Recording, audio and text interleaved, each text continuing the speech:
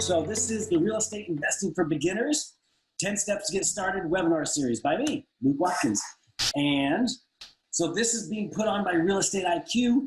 They are the #1 in deal finding. They guarantee, you will always find a deal with Real Estate IQ. I love Real Estate IQ. I've been a Real Estate IQ user for almost a year now. I bought Real Estate IQ before I even moved to Dallas because I thought it was amazing. I was coming here before I moved here, working here, doing real estate investing. So, and we'll get into a little bit about me and a little bit about you. Let me tell you a little bit more about Real Estate IQ. They've got a really cool business team culture. They've got 80+ employees. It's a very big company. They've got a lot of people on their team. They've got a UX design team, front and back end development, data aggregation team, which is amazing. That's where they get all their information, where they can provide all the lists. The technology operations team, marketing team, customer service team, sales and customer success team, and I gotta give them a testimonial because they helped me. I am not so technologically smart, and so they helped me figure out how to do the design, how to do these. I didn't even, I can't barely figure out how to do a PowerPoint, and you'll see that as I go through. I'm probably gonna be a little clumsy, so I apologize up front, but testimonial to the team here. We love them. So here is some of the team. Steve and Juan Carlos are the CEOs, co-founders. Steve's the CEO and Juan Carlos is the visionary. He's an amazing guy. They're both amazing. We've got Becky, who's the director of education, 20 years plus experience in education. So she knows how to educate. I'm just a big goofball and I know how to bring the energy, right? But she actually has 20 years experience in education. Joseph De La Cruz is the director of product development and Rodney Rush is the director of IT. So these are just the main players of the team. There's a lot more, guys. You saw that there was 80+. So they're all real estate investors. They all kind of specialize in their own thing. And so, yeah, amazing. So right here, we have Real Estate IQ has this cool new online education as well as a community portal. And I wanted to share it right here because check this out. They've got these, this is realestateiq.co, and they've got this community here. It's kind of like a Facebook, like its own private Facebook for real estate investors. And you can see I put something in here just a couple minutes ago because I was part of a group, and they have groups. So this is a lot like Facebook. If you're familiar with Facebook, excuse me, where you've got the feed and then you've got different groups. And I want you all to join the group called Real Estate Investing for Beginners, 10 Steps to Get Started series, because this is where I'm going to post a lot of additional information, additional things that you guys are going to want to use. If you haven't answered the poll, make sure to do that. So go to community.realestateiq.co. You've got the community, you've got groups, you've got all the different education. And here's where also we wanted to talk about the events. So make sure that you go and look at all the different events. You can see, here's this one, Real Estate Investing for Beginners. Maximize finding investment deals while at home. That's tomorrow. Rodney does an amazing job. The Houston $1 trillion investor mixer. There's a lot of events. There's events happening almost every day. So make sure to go check the events page, check out the community, and yeah, get involved and become part of the community here, okay? Amazing. Any questions so far? Oh, okay, the link is in there. Good, okay, great. Also, the other poll, there's gonna be some more polls that are gonna let us know kind of what you want to learn more about. So tonight's sponsors, I do want to share a couple things about the sponsors. COSA Investments, I work with closely. It's a wholesale investment company that works out of the Dallas-Fort Worth area. And they have what's called a Learn and Earn program where they're teaching people that want to get started in wholesaling how to do it and giving an opportunity to be able to learn how to do wholesaling as well as earn money while they're doing it. So usually what they do is they'll do a joint venture and you'll learn along the way and then be able to leverage their back end, their systems, and their experience as far as moving and wholesaling deals. So if you're interested in wholesaling and you want more information about that, let me know personally and I'll get you all the information. Again, it's called the Learn and Earn model for people who are wanting to learn more about wholesaling. So that's our one sponsor. And then of course, Real Estate IQ. This whole event, this online virtual webinar series is being brought to you by Real Estate IQ. How many people, I want to ask a question, how many people are already members of Real Estate IQ and how many people are not? And I'm just curious to quickly see who is and who isn't. to see how many people we need to get to become part of the community, because it's such a cool community. Stefan is interested. Not a member, am a member, not a member. Okay, so a few people are not. A lot of people are. Okay, that's good. Good. Most people are. Okay, great. Yeah, awesome. Okay, not. So a few knots. Okay, hopefully after tonight you will be. There's a few knots. And put in your comments about what you're thinking, how you're feeling, what you want to learn more about. If you've got any questions about anything, just throw it out there, okay? I'm going to do my best to help. I've got a little blank sheet here that I'm going to write down everybody's questions, and I'll make sure to get back to it. So I'm going to try to bust through this. It is 6:11 now. So speaker, this is me. And my picture's a little blurry, which is fine. But I personally have been investing for 10 years, mostly wholesaling, fix and flips, and I've had a few rentals. I don't specialize in rentals, but I've had some along the way. So I've been involved in thousands of wholesaling transactions, thousands. I've worked for 2 or 3 different big, almost hedge fund type groups that buy and wholesale and fix and flip anywhere from 20, 30, 40 a month deals. So I've been involved in the transaction coordination, the marketing, the sales, the dispositions, the acquisitions, the transaction coordination, project management. So that's why I put thousands there. I've been involved in more than thousands and hundreds of actual fix and flips. I personally have been involved in, whether I was the project manager for the company or I've done my own. So I do my own wholesaling. I also do a lot of joint ventures with other wholesalers. I've done tons of flips, had a few rentals, sold everything off. And I'm new to the Dallas area. I'm new to the Dallas-Fort Worth area. I've been here almost 9 months. But before I moved here, I got recruited by a company, a private hedge fund group, that was buying rental properties, and they brought me in to help with their marketing and acquisitions department. And so I did that for about 6 months before I even moved here, and then moved here, worked with them for a couple months, and then it just didn't work out, and I'm doing my own thing now. So I usually do about 1 or 2 wholesale deals a month, and not as many fix and flips right now, but mostly that. So I've been a coach and a trainer. I have a coaching program where I teach people how to get started in real estate investing, specifically how to find off-market deals. And that's why I endorse Real Estate IQ so much, is because they're one of the marketing sources or data sources that I use to find deals. And if you want more information about that, just let me know.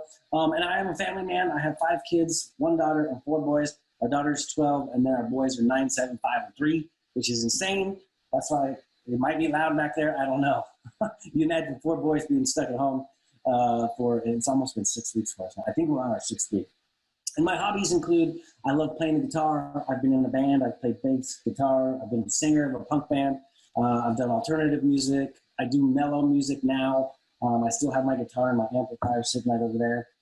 I love running. I've done marathons, I think 5 marathons. I've done some bike races. I love exercising, working out, and I love reading books. I love reading books, which kind of segues into the next one. Tell me a little bit about you. Where are you from? You guys, a lot of people already put that, but what good books are you reading? I'd love to know. I just picked up again, and I think you can't see it because of my background, but there's a book called High Performance Habits by Brendon Burchard. So what good books are you guys reading lately? I've already read that book, but I put it back in and I started reading it again. Oh, I gotta do this. I can do that. Okay. Yeah, High Performance Habits by Brendon Burchard. Roger Dawson's book on negotiations. Is that the one called Never Split the Difference?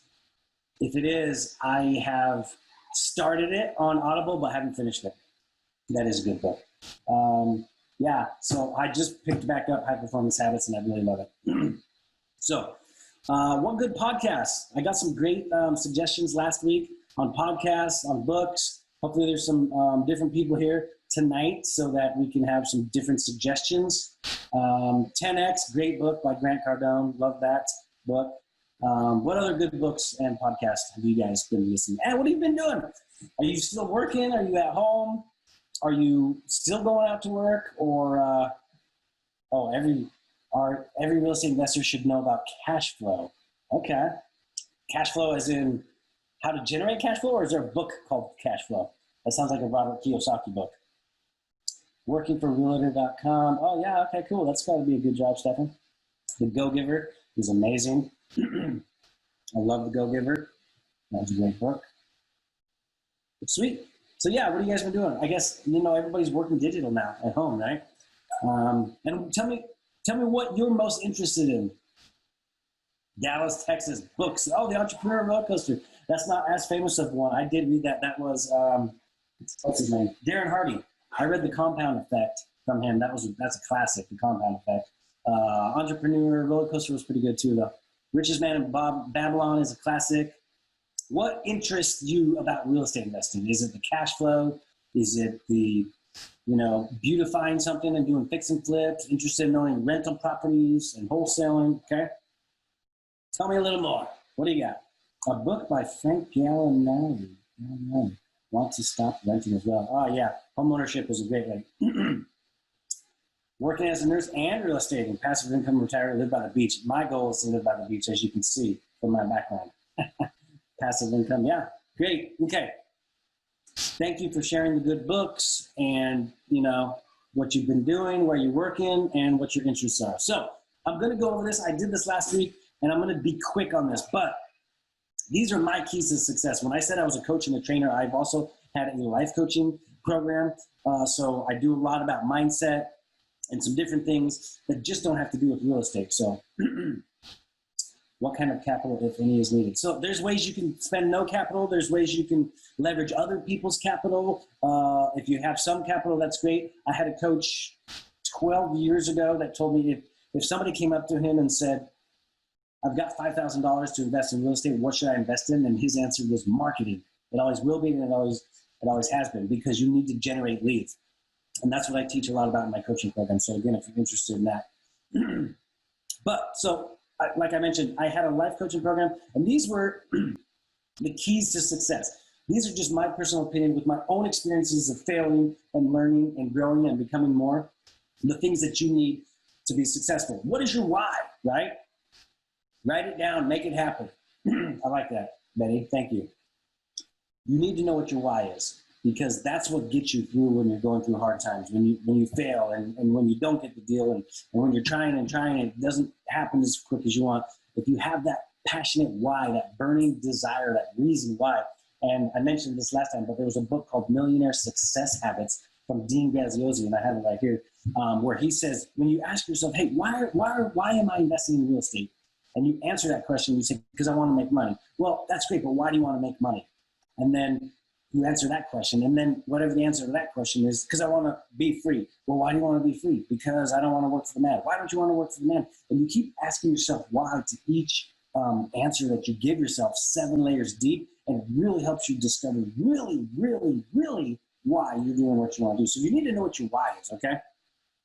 Which means clarity. You have to have clarity. You got to be clear. And I use this analogy a lot, where when you're in the mall and you go to the map, that map in the middle of the mall, even though we're not going out to the mall nowadays, it says there's a big star and it says you are here, right?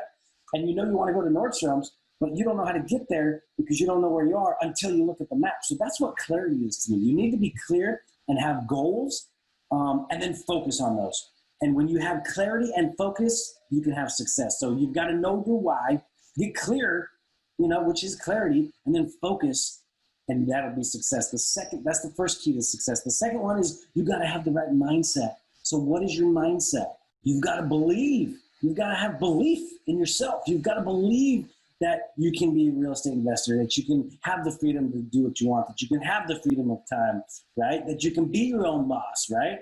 That you can have the cash flow, the passive income that you want. And you've got to have a positive attitude about it. There's all those people, the naysayers and the haters. Those people aren't going to ever succeed because they have it's not a positive mindset they have. They have a negative mindset, right? And there's abundance mindset and scarcity mindset. And that's kind of where positivity comes in, is you need to believe that there's enough for everybody and believe in abundance. So when you believe in yourself and you have positivity, and you have to have gratitude to be able to accept more in your life, all those things that we talked about, the passive income, the freedom of time, the freedom, you've got to have gratitude for what's already in your life to be able to accept more to come in. And I had a whole Facebook group page years ago called the Gratitude Video Journal, where I would express something I was grateful for every day. And in my coaching program, the life coaching, when people would sign up, the first thing they have to do, and they have to do every day for 90 days, is when the first thing they wake up in the morning is write down 3 things they're grateful for. And when they go to bed, write down 3 more things they're grateful for. And here's the thing about it is you have to write down 6 different things every day. Now, when you express your gratitude and physically write it down on a piece of paper in a journal for 90 days, 6 different things, that's like 540 different things you're grateful for, you are going to shift your mindset into one of success. So the mindset you have to have is you have to believe, you got to have positivity, you got to have gratitude, and that equals success. And lastly, you can learn all the information in the world, but if you don't take action, none of it matters. So taking action consistently and having persistence.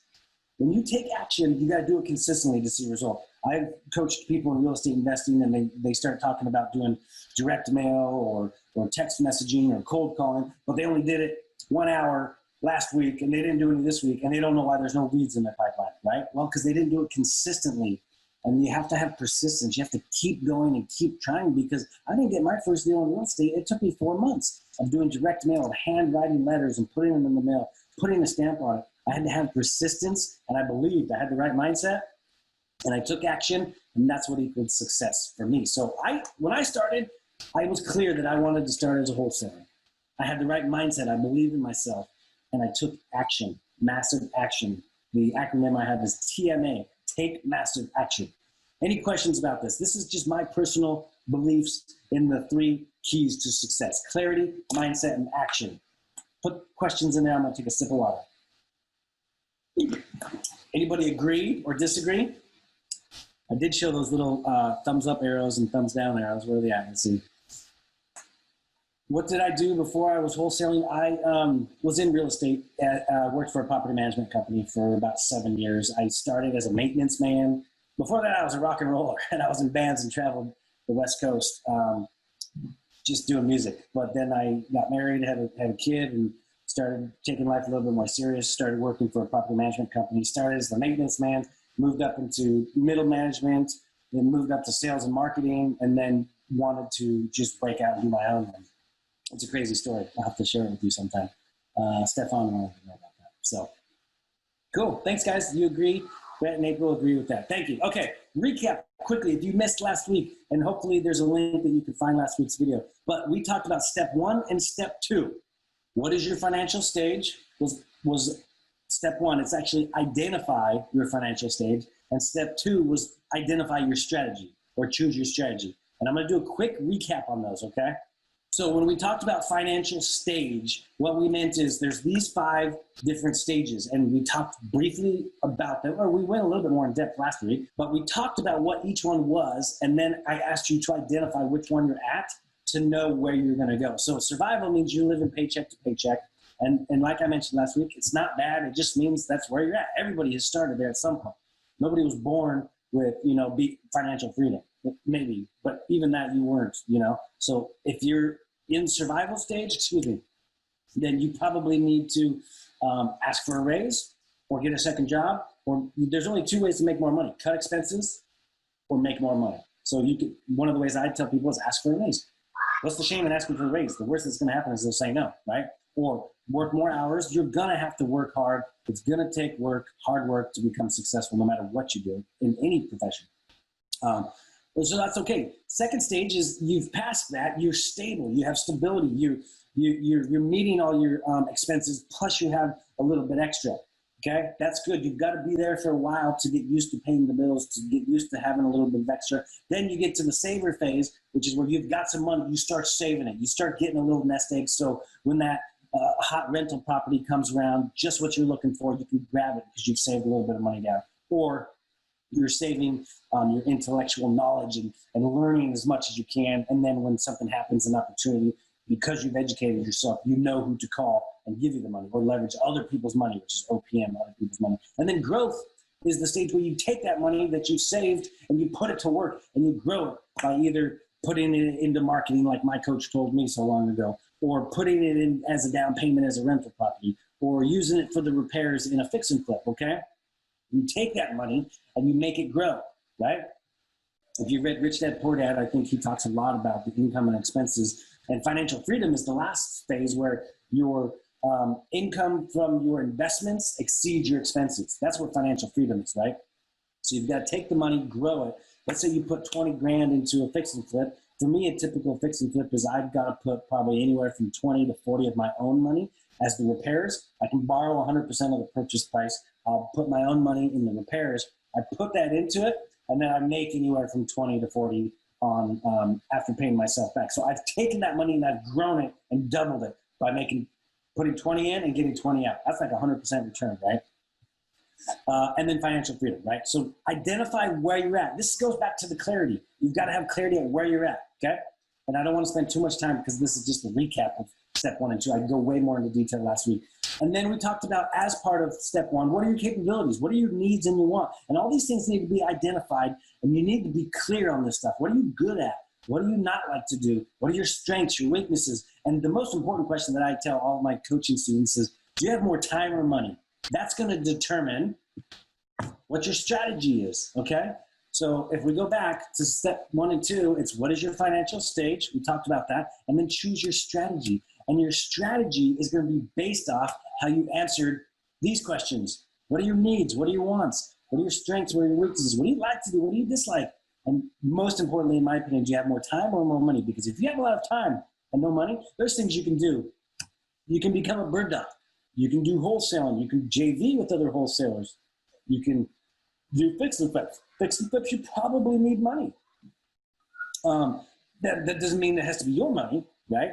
But you've got to have money. And then rentals, right? Rentals, usually you've got to get a down payment. Even if you do a cash purchase, you've got to, a lot of people will pay cash for it, fix it up, and then refinance out. You've usually got to have enough equity or a down payment if you're just going the traditional route. So again, based on these questions, identifying your financial stage, identifying your capabilities will determine which one of these you're going to go into. And last week, just briefly, we did talk about the different types of real estate, and that we here in this series are mostly going to be talking about residential. So we're not going to go into hotels, apartment buildings. We're not going to go into any of that stuff. We're only going to talk residential. Quick question was, what is bird dogging? Great, that was the question last week. I actually asked everybody if they knew what that was. So bird dogging is where in hunting, they take dogs and they go find, they can go hunt out and sniff out the whatever they're hunting. They're called bird dogs, I think, because they're chasing birds. In real estate, what it is you just kind of look at a house and you're like, I think that's a deal, I don't know. And you ask this wholesaler and you just kind of point the deal to them and they'll be able to analyze it. And you usually can get paid anywhere from $500 to $1,000 for that kind of a lead if it closes. Whereas if you wholesale, you find that deal, you put it on a contract, you negotiated with the seller, you know how to analyze the repairs, and then you market that on the back end to another buyer, and you can make a lot more money doing that. Hopefully that answered the bird dog question. Any other questions, just make sure to hit them up. Okay, so also what we talked about is what our objective as real estate investors is. And we all came up with, everybody answered. I asked everybody, and everybody chipped in a little bit here. They wanted to make money, help people, become a problem solver, and add value. That's what we determined our objectives were as real estate investors. These are the things that we want to accomplish as real estate investors. And then I talked about what the keys to those objectives were. And the keys were motivation and distress, motivated sellers and distressed properties. So properties that haven't been taken care of are a good place for us to look because we can add the value. Okay, motivated sellers. Sellers are motivated for a lot of different reasons. Is a bird dogging a good way to learn how to be a wholesaler? For sure, definitely. And I'm just going through these. So when we go back to this, motivated sellers and distressed properties, Real Estate IQ. If you sign up for Real Estate IQ and it looks like half the people are and half the people aren't, you receive daily updated lists of motivated and distressed sellers. It's an amazing thing. And here's all the off-market leads that you get every day. And I can show you what it looks like, and I'll show you in a different slide instead of going out of this presentation and showing you my email that I get. But you get a list every day of pre-foreclosures, appointment of substitute trustee, probates, heirship, evictions, divorce, loan modifications, hospital liens, HOA liens, mechanical liens, code violations, delinquent taxes, tax sales. If you have any questions about any of those things, we're not going to go into explaining what those are. Just know that the people or these situations or people that are in these situations might be motivated or have a distressed house, okay? So that's the best way to find off-market leads. So let's get into it. Step 3 and 4. After we did step 1 and 2, we're going to talk about step 3 and 4 today. I'm going to spend as much time here as possible. choose your market times 2. And I'll explain what that means. That's step 3. Step 4 is choose your investment property criteria. Now, if you can tell just from reading those, step 1 and 2 are leading up to 3 and 4, okay? Yeah, motivated sellers offer big discounts for sure. So step 3 and 4, each one of these steps is building on each other, okay? So I'm glad you're here again. This is exciting. Let's go. Choose your market 2x. What does that mean? Okay, I want you to choose your market as in the location, and you need to choose your market as in, are you going to be marketing for a flip? Are you going to be marketing for a wholesale or a rental, or what are you going to do? And again, if you can tell from these questions and these statements, and what I have here on the slides is step 1 and 2 are going to help you determine step 3 and 4. And so we're kind of building on each other, and I'm hoping that by the end of all the 10 steps, plus all the extra tools and stuff that we're going to talk about, you will be on your way. Okay, so let's talk about this. What is the market location? So market location means, and again, step 3, choose your market, okay? You need to know what you're going to do. On the market location, there's a never-ending debate in the real estate investing world, whether you should invest in state or out of state. And now, why would that even be a debate? Because most people might just think, well, of course I'm going to invest in my state because I live in that state or my town, right? Well, other people think you can get a better return on money or return on investment or a better cash on cash or a better cap rate, and we can talk about all that stuff later. It's kind of advanced stuff for beginners. You can get a better return out of state. Well, that's why I say it's a never-ending debate, because some people say, look, I don't care if I can touch it and see it and smell it. As long as I can make more money, I'll do that. And if I can do that out of state, I'm going to do that. Where other people are like, look, and this is what I suggest, especially for beginners. So everybody here tonight, if you're a beginner, definitely suggest starting in state. You want to gain the experience that you're going to need.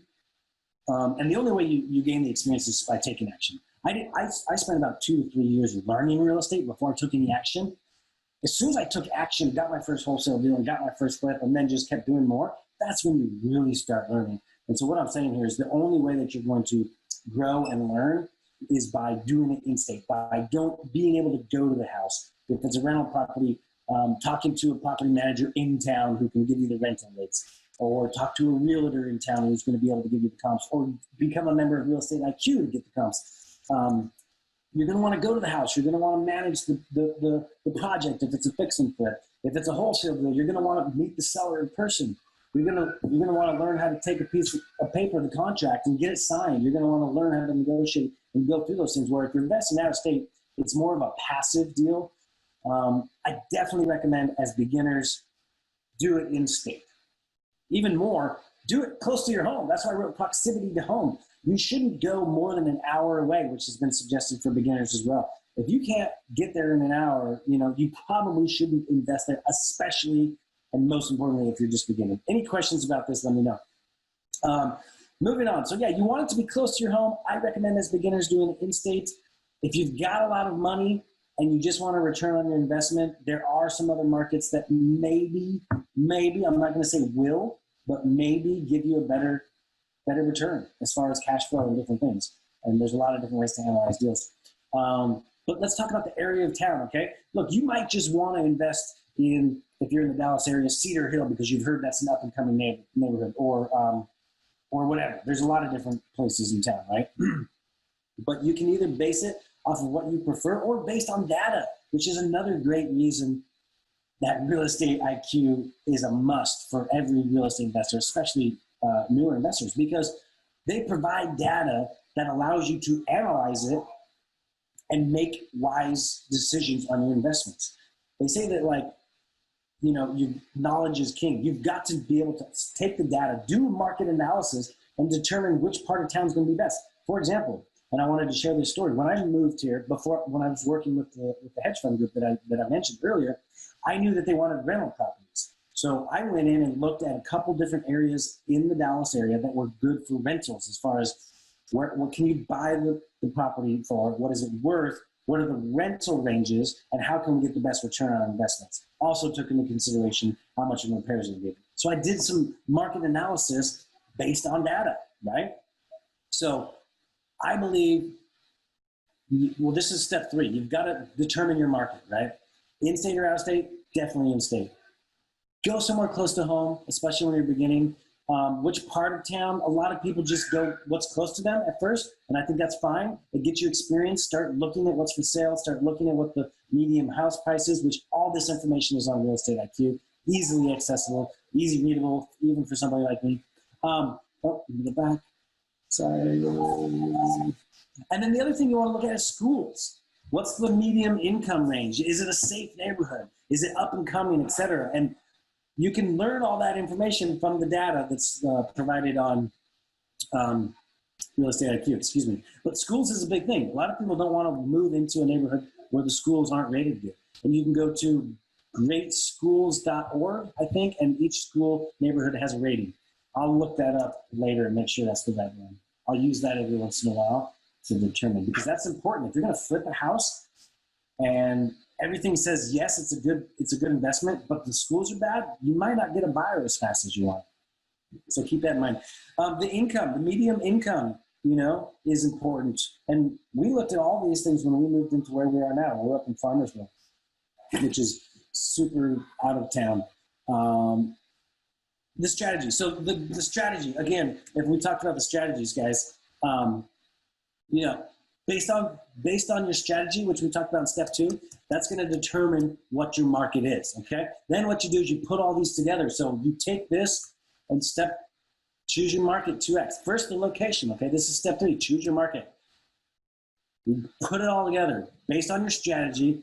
Look into the schools, do your market research based on data, close to home, in-state is definitely the way to go for beginners. Any questions about that? And then market for your strategy, okay? And when I say that, when I'm talking about this, choose your investment property criteria, market 2x, market for flips, wholesales, rentals. Listen, you might think that you want to be a fix and flipper, but based on this information that you did, let's say you live in like a $500,000 neighborhood. Well, investing in a $500,000 neighborhood for your first fix and flip is probably not a good idea. And I tell you that based on experience, not my own personal, but a really close friend of mine.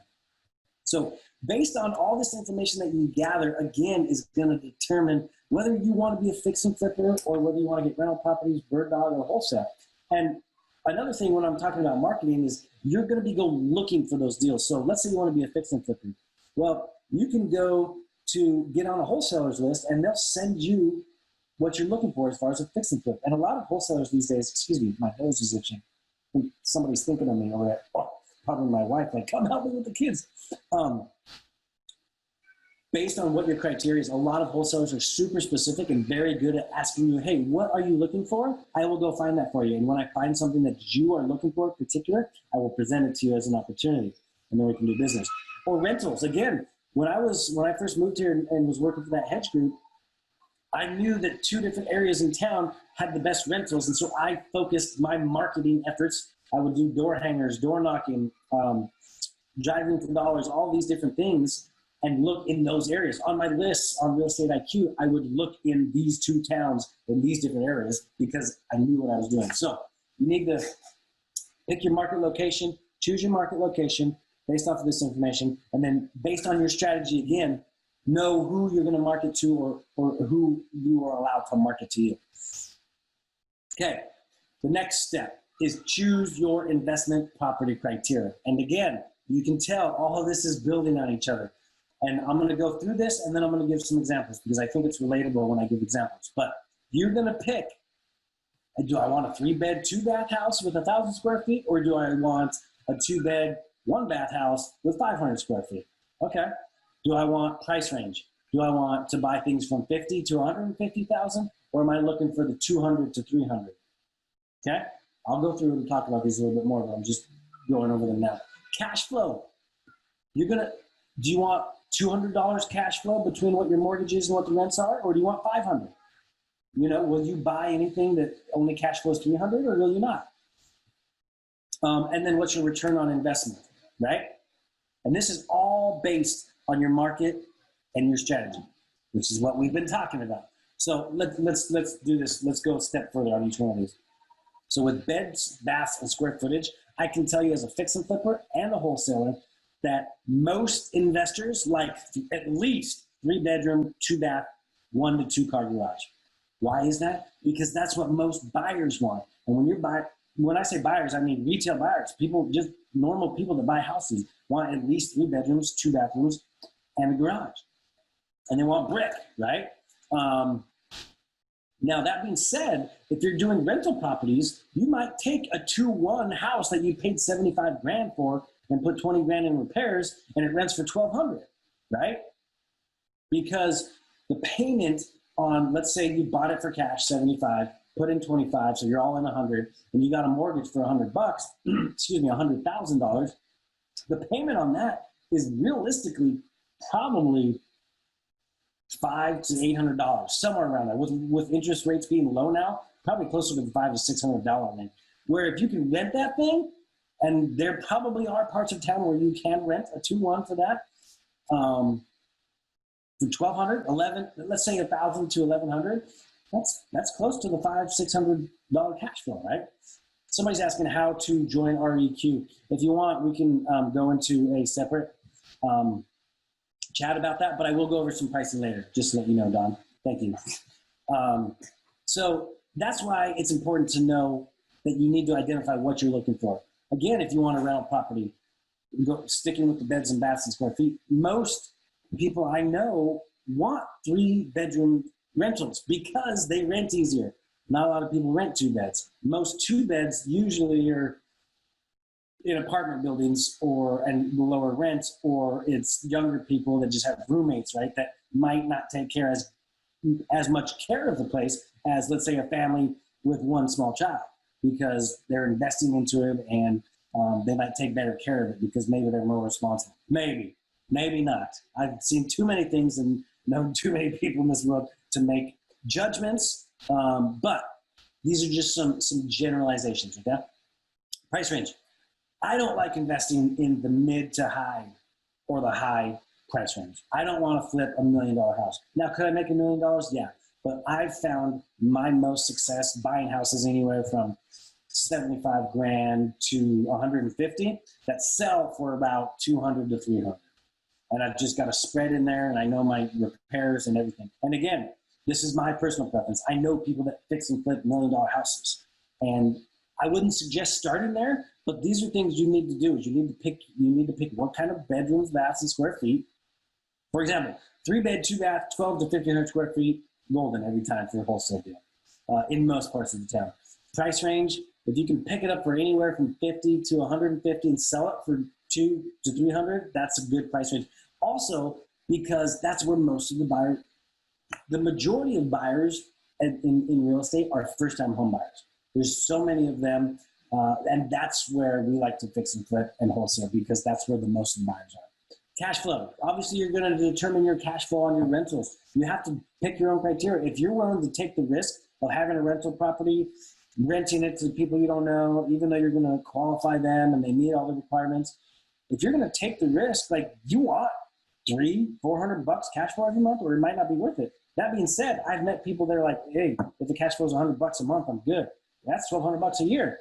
Well, yeah, but what if you get a broken sewer line and that costs $5 grand?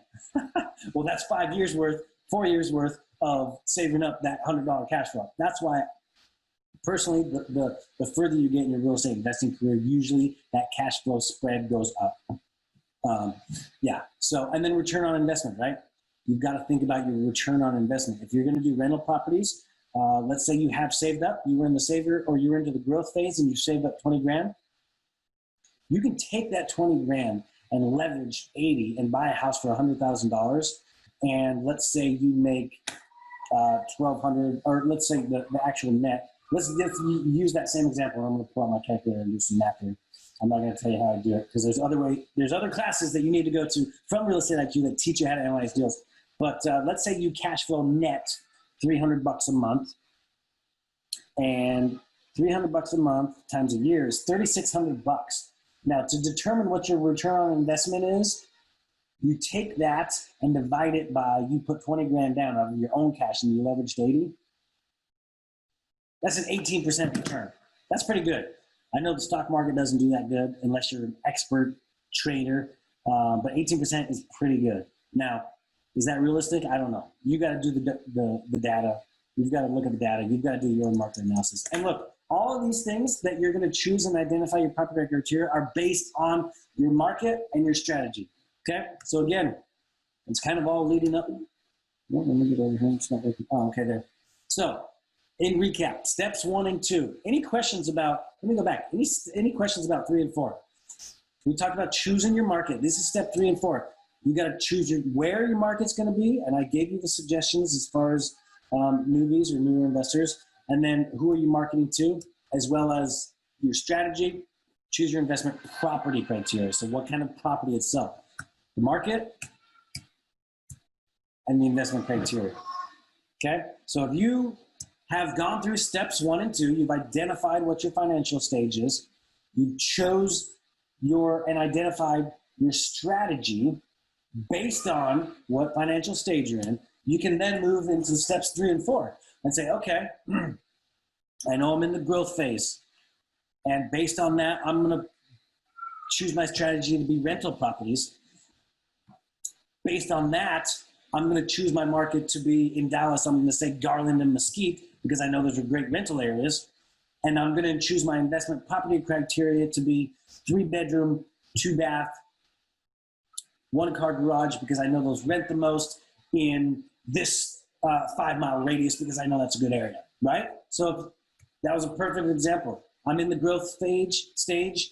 Based on that, I want to do rental properties. I'm going to choose the Garland and Mesquite locations, and I'm going to get on every wholesaler's list. Means I'm going to market. I'm going to have wholesalers market to me, and then based on that, I'm going to try and look at all 3-bed, 2-baths, 1,500 square feet, 2 garage in this 5-mile radius. And boom, if you get on wholesalers lists and they start sending you stuff, or you can market based on all this, you can start doing your own marketing to generate off-market leads, or you can go on Real Estate IQ based on steps 1, 2, 3, and 4. Put in the search function and find on the MLS the deals that meet all of these criteria. Is this making sense? That just blew my own mind. I got to be honest. Okay, so there's a question. If the market you live in is expensive like Austin, would a good strategy start out by being bird dogging? I think bird dogging is always a great strategy. Wholesaling is a good strategy. Wholesaling, you learn how to market because you're marketing to generate leads. You learn how to negotiate and communicate with sellers, being able to solve their problems, help them, add value while making money, and you learn how to do marketing on the back end and communicate with buyers. I think bird dogging and wholesaling is a great place to start. Other people have different opinions. Another guy who was a mentor and a friend of mine said that he always thought people should start buying rental properties because you buy a rental, you put 20% down, well, no, his strategy was you buy it for cash, you refinance out. So you buy it for cash, fix it up, refinance out, and going through that process, you've learned how to do some financial education by putting money down, saving, and learn about loans. You learned about the rehab process a little bit, and then you learn about dealing with tenants and stuff. So Hector says, how accurate is the data on the IQ? The data is exactly the same as the MLS. All information from Real Estate IQ is pulled from the MLS. So it's as good, or if not better, than the access on the MLS. And I'm going to go through. I'm glad you had that question, Hector, because I'm going to go through and give a little bit synopsis about Real Estate IQ right now. So those were the steps 1, 2, 3, and 4. I thought it was great. Tell me what you think. Okay, now what? Look, you've got to continue your education. Go to the events page. You've got to continue networking, even though we're in social distancing. This is a great place to network. We can sit here and go through the Q&A. We can network on the chat room. We can network in the community, and I'll share that again here in a minute. Sign up for Real Estate IQ. It's super affordable. I'm going to share how much it is here in a minute. I'm going to share a lot about it here in a minute, and leverage the experience of others. Definitely, I'm not saying you need to go out and pay for a $10,000 coach, but there's people out there willing to help you. I'm one of them. I love helping people. If you need questions answered, reach out to me. Leverage the experience of others. You'd be surprised how many people really want to help. And then there's the Learn and Earn. There's the Learn and Earn program from Costa, one of the sponsors tonight. And I wrote BDT.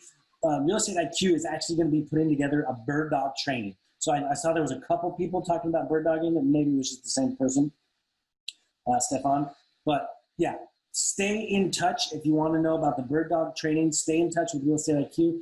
and let me know if you want me to get you involved in the Learn and Earn with Costa Investments. Jennifer is too. Okay, I'll go back through the notes at the end, answer all questions, double check everything. Any questions about what we've had so far? Again, I talked about Costa. These are the sponsors, Real Estate IQ. Look, I just talked about continuing your education. I want to go take it a step further. You've got to have SMART goals, and you have to focus on those goals. Steps 1, 2, and 3, and 4 are going to take some time. But what they're going to do is they're going to give you clarity. Then you need to focus on them and have some goals based around them. A SMART goal is specific, measurable, attainable, realistic with a timetable. Having goals is great. Having SMART goals is amazing, and it increases your chances of attaining those goals. I want everybody here tonight to write down 2 goals. How are you going to continue your education? 2 goals, SMART goals. How are you going to continue networking? 2 SMART goals. Sign up for Real Estate IQ. That's one goal. You just need 1 goal. Sign up. That's it. What are you going to do to leverage? What are you going to do to leverage the experience and success of others? That could be going to Facebook groups and asking questions. That could be going to the Real Estate IQ community.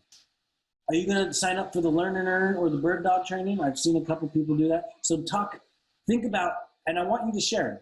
Think about 2 goals that you can have. Education. I'm going to read a book a month, and I'm going to attend all these different things. Oh, let me go back. Networking. I'm going to go to 2 Real Estate IQ meetups. There's so many meetups now. There's not only Real Estate IQ. It's everybody's doing meetups now that we're all virtual. Sign up for Real Estate IQ. I can't stress that enough. Leverage the success. Put 2 SMART goals. Anybody willing to share what their 2 SMART goals are? I'll share you what this week's were. I'm going to be cold calling 1 hour a day on my cold calling software, and I am going to also train people on my team 3 days out of the week. So I'm giving a lot into them as far as my investment of time. How to do fix and flip. How long can we make money back? That's an interesting question. There's a lot of variables. If you have $100,000, you can do a lot of things. You can, what I would suggest, if you want to do fix and flips based on number 2 of the steps, what you like and what you don't like, and getting clear, is find a deal, and there's lots of different ways to find deals. Leverage a hard money lender to pay for the purchase. You've got to come in with a little bit, because usually they'll only lend 80 to 90% of the purchase. Use the rest of it for the repairs, sell it, make the difference, you get your money back, plus make money. A fix and flip takes anywhere from 3 to 6 months. My average is like 4. Now, that being said, with the coronavirus, things are slowing down a little bit. We're on a day-by-day, week-by-week cases. So I hope that answered your question. I'm going to keep going. Here's my contact information if anybody wants it. I am going to spend the rest of the time telling you all a little bit about Real Estate IQ, because it's a super cool thing. They've allowed me to share my knowledge. They've allowed me to present when we were doing live events. I love being a part of the community, great people. So let me share a little bit about it. And make sure you copy my information if you want it. Okay, again, so they produce 45,000 leads every month. 45,000 leads. And here's where they get their leads. Well, hold on. Become part of the community. Get involved, guys. Make friends. Make business friends. Get advice from experts. This is all the same stuff that I'm telling you. I've made business friends with a lot of people just from going to the different networking events before we all got shut down and made it virtual. And I get advice from experts. They put on so many great events, whether you're interested in commercial real estate, wholesales. There's so many different things that you can learn. Here's a couple of the different products, guys, okay? They've got the Fast CMA, the Repair Estimator, and the Deal Analyzer. That's all together part of the Deal Analysis Suite. That means you get unlimited CMAs. A CMA is a comparative market analysis, which means you take comps and a comparable house, the same size, the same bedrooms in the same area, and you see what all those are selling for. That gives you an analysis of what your subject property is going to sell for. You get unlimited deal of the day. That means every day you get the deal of the day, and you get all the online classes. Right now, there's a lot of online classes. This is a perfect time to be educating if you've got a little bit of time, which I think we all do. And here's a testimonial that Home Arrow, who I talked to last week and told him, yeah, anyway, we connected last week and it was kind of cool. But let's check out this testimonial real quick.